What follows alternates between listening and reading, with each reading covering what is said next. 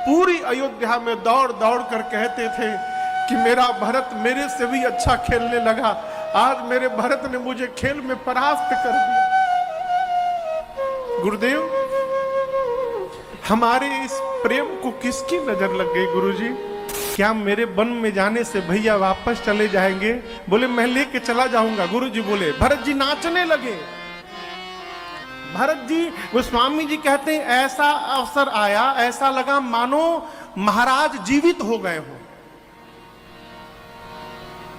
जैसे कोई मृतक व्यक्ति जीवित हो जाए, उस समय जो आनंद उठेगा।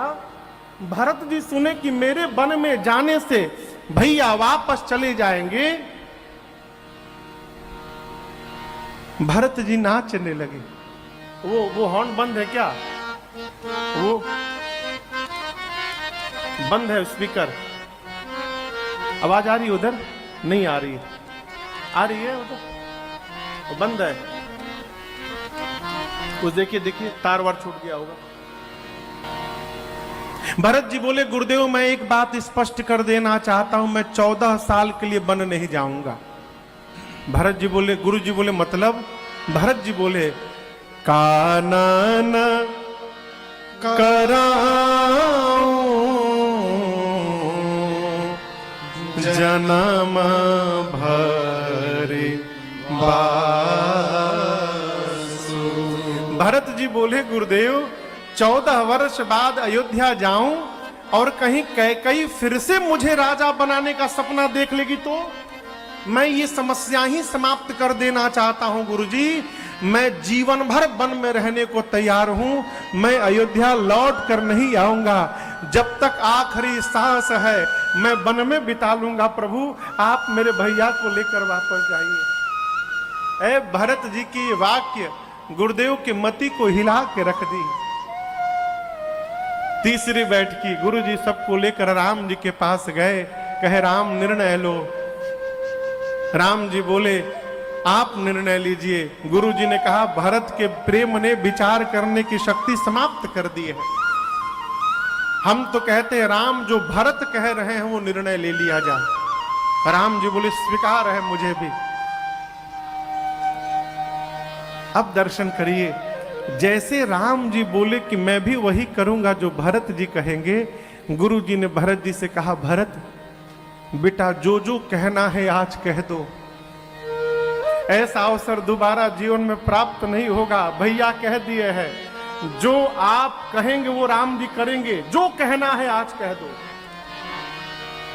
भरत जी खड़े भय हाथ जोड़कर राम जी के सामने बोले भैया आज तक मैंने आपके सन्मुख कुछ कहा नहीं है, मैं तो केवल आपको निहारता रहता हूं। महू स्नेह सकोच बस सन्मुख कहे न बै। प्रेम और संकोच के कारण आज तक आपके सामने मैंने कुछ नहीं कहा। दर्शन तृप्तन आज लगी प्रेम पिया से। आज तक मेरे नेत्र आपके दर्शन से तृप्त नहीं हो पाए। पहले ये तृप्त हो जाए तब न इसकी बारी प्रारंभ होगी। प्रभु आज तक यही तृप्त नहीं हो पाया, इसलिए इसको अवसर ही नहीं मिला। मैं कुछ बोला नहीं आज तक आपसे। आज गुरु जी ने कहा है बोलने के लिए। गुरुदेव मैं भैया से नहीं बोलना चाहता हूं, मैं यहां बैठी पूरी सभा से बोलना चाहता हूं। मैं अपने रघुनाथ जी के स्वभाव को ठीक से जानता हूं। मेरे भैया का स्वभाव है अपराधी पर भी क्रोध नहीं करते हैं। मैं तो इनका भाई हूं। ये अपराधी हूं पर कोह न काऊ, मैं जानू निज नाथ स्वभाव। आपको एक बात कहूं गुरुदेव, बचपन से लेकर आज तक मेरे भैया ने कभी मेरे मन को दुखाया नहीं है, कभी मेरे मन को तोड़ा नहीं है। हम एक बहुत भीतर की बात बताते हैं। हम लोग जब बचपन में खेलते थे गुरुजी ना, तो हमेशा खेल के समय लक्ष्मण को भैया अपने साथ रखते थे और हमसे कहते थे भरत तुम विरोधी दल में जाकर खड़े हो जाओ। मैं हाथ जोड़कर कहता था प्रभु मैं सपने में भी आपके विरोध में नहीं खड़ा हो सकता हूं, आप मुझे अपने विरोध में क्यों खड़ा करते हैं? तो कहते थे भरत जब तुम विरोधी दल में खड़े रहोगे ना तो अपने भरत को मैं देखता रहूंगा, अब मेरा भरत अपने राम भैया को देखता रहेगा, हम दोनों आमने सामने रहेंगे तो एक दूसरे को देखते रहेंगे। अब गुरुदेव खेल प्रारंभ होता था, अब मैं तो भैया को देखता ही रह जाता था और मैं हारने लगता था गुरुजी। और जब मैं हारने लगता था ना तो ठीक हारने से पहले ये रघुनाथ जी हारे हूं खेला जीता वही मोह। इस पापी भरत को जिताने के लिए रघुनाथ जी स्वयं हार जाते थे। कई बार हारा हुआ खेल हमको जिताए हैं और स्वयं हारने के बाद गुरुदेव पूरी अयोध्या में दौड़ दौड़ कर कहते थे कि मेरा भरत मेरे से भी अच्छा खेलने लगा, आज मेरे भरत ने मुझे खेल में परास्त कर दिया। गुरुदेव हमारे इस प्रेम को किसकी नजर लग गई गुरुजी? मेरे कारण मेरे प्रभु को वन में आना पड़ा। गुरु जी विह्वल हो गए। गुरुदेव ने संभाला, भरत जी आप जो कह रहे हैं वो सत्य नहीं है। राम जी ने कहा भरत जी आज आपने अपने आप को पापी कहा, सावधान आज के बाद मत कहिएगा। राम जी कहते हैं पुण्य से लोक तात तर तोरे। भरत जी ब्रह्मांड में जितने पुण्यशाली जीव हैं आपके पांव के धूल के नीचे हैं, बराबर भी नहीं है। पुण्यशाली जीव आपके चरण के धूल के भी बराबर नहीं है। पुण्य से लोक तात तर तोरे। और मां भरत, मां का कोई अपराध नहीं है भाई। मेरी मां कैकई बैठी है, जो मेरी मां को दोष देगा वो व्यक्ति जीवन में कभी अपने घर में श्रेष्ठ की सेवा नहीं किया होगा, जो कभी साधु की सेवा नहीं किया होगा वो कहेगा मेरी मां कैकई का अपराध है। भरत हित और अनहित पशु पक्षी भी जानते हैं। वही पक्षी नाच दिखाने वाले के साथ घुमा करते हैं, वही पक्षी बहेलिए को देखकर भाग जाया करते हैं। क्यों? वो जानते हैं वो कौन हितैषी है कौन अहितैषी है। पशु पक्षी भी जानते हैं। मनुष्य का शरीर तो ज्ञान का भंडार है, मानस तन गुण ज्ञान है। हम एक बात कहें भरत, पिताजी को वचन से प्रेम था, प्राण से प्रेम नहीं था। और आप दर्शन करिए, वचन के लिए पिताजी ने मेरा त्याग किया और अपने प्राण का त्याग कर दिया। पिताजी को वचन से प्रेम है यही जानकर एक वचन मानकर मैं वन में चला आया। भरत एक बात कहूं, पिताजी के उस वचन को छोड़ने में सोच तो हो रहा है मुझे, लेकिन उससे अधिक संकोच आज अपने भाई की दशा देखकर हो रहा है मुझे। पूरी सभा के सामने कहता हूं भरत, यदि आप कह दोगे तो आपके लिए राम आज पिताजी का वचन भी त्यागने को तैयार है। मैं पिताजी का वचन छोड़कर तुम्हारे साथ वापस चलूंगा, आप कह दो क्यों? जब राम जी ने ये बात कह दी, भरत जी हिल गए पूरे भीतर से। मेरे लिए मेरे भैया बाबूजी का वचन छोड़ने को तैयार हो गए। बोले ना नाथ मैं नहीं कहूंगा। जेहि विधि प्रभु प्रसन्न मन हो, करुणा सा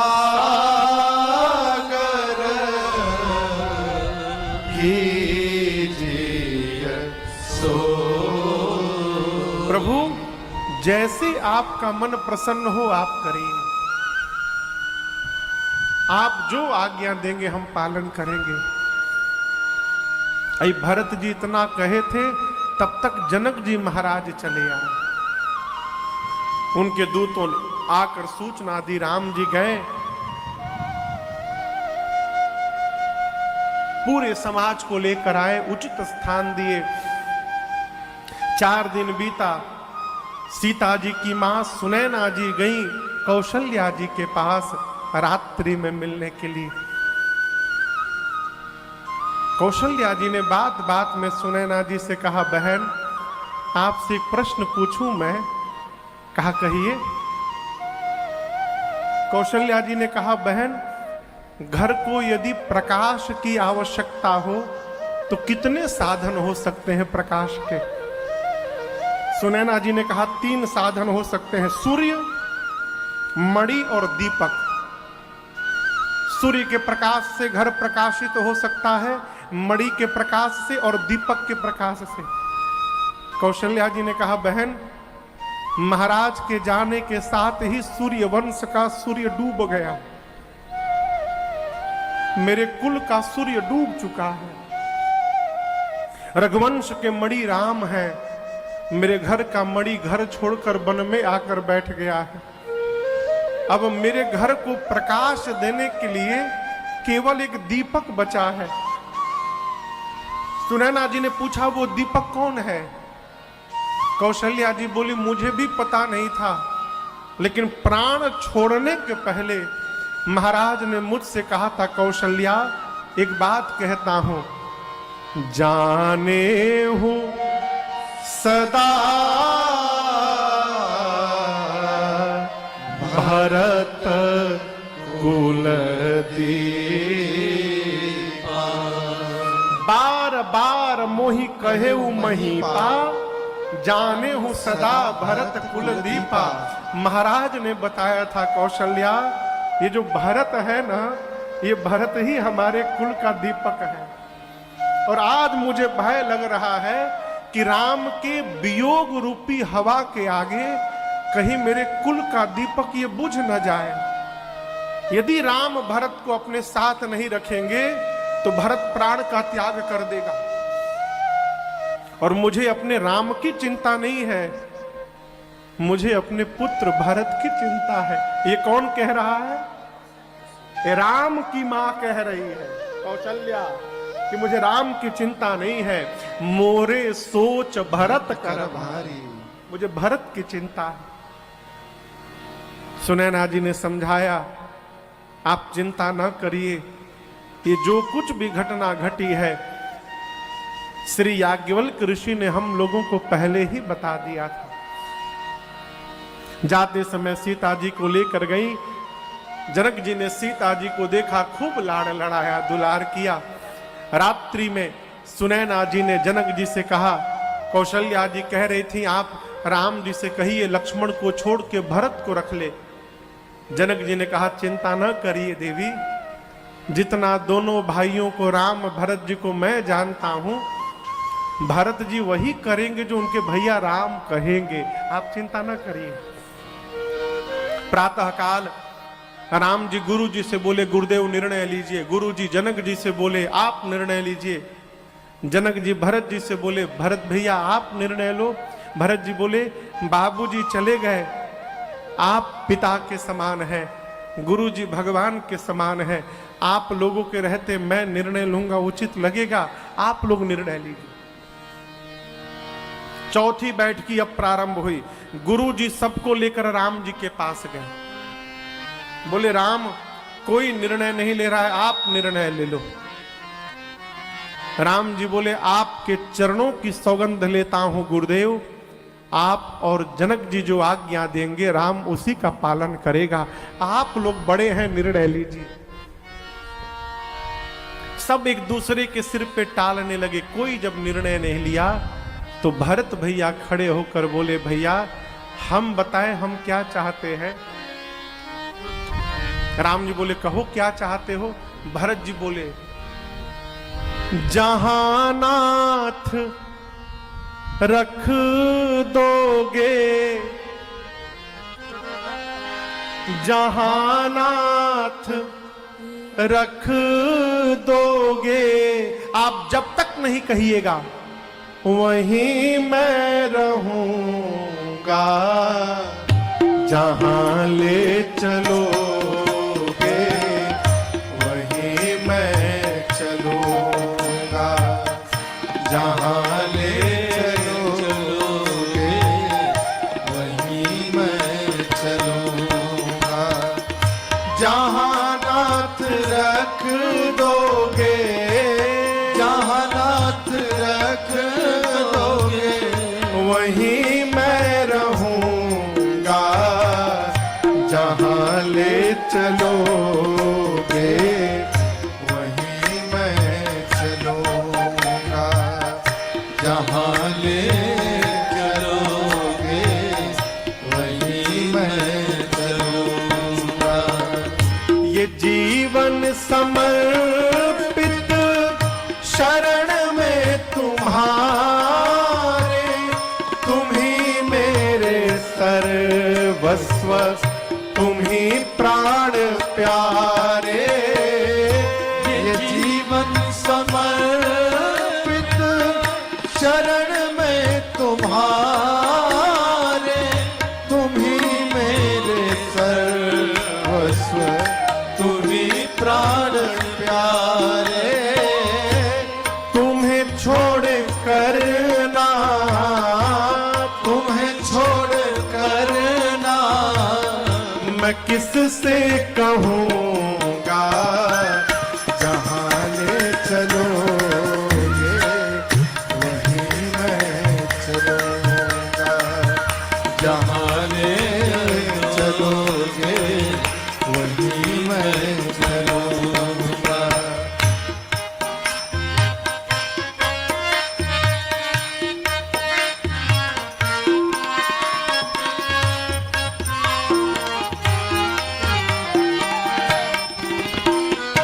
भरत जी बोले, न कोई उलहना ना कोई अर्जी, कर लो करा लो तुम्हारी जो मर्जी।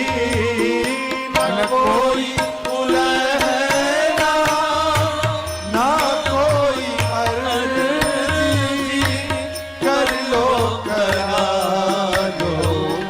तुम्हारी जो मर्जी।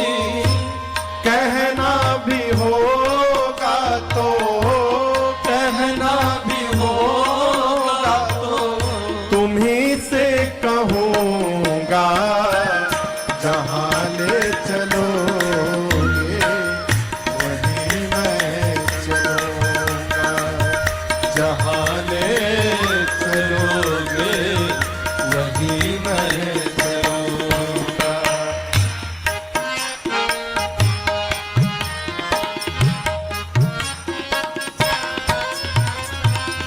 तुम्हारे ही दिन है, तुम्हारी ही रातें, तुम्हारे ही दिन है, तुम्हारी ही रातें।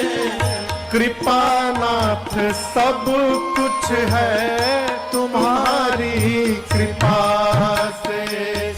कृपानाथ सब कुछ है तुम्हारी कृपा से। नारायण प्रभु प्रेम, नारायण प्रभु जी, अरे नारायण प्रभु प्रेम, नारायण प्रभु प्रेम। मैं पावन कहूँगा। जहाँ ले चलोगे वहीं मैं चलूँगा। जहाँ ले चलोगे वहीं मैं चलूँगा।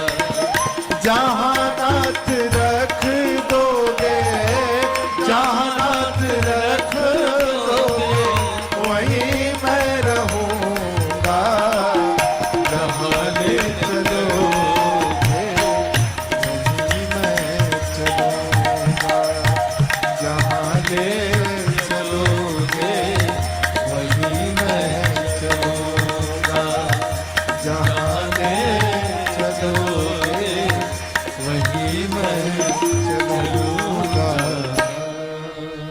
क्या बोले भरत जी?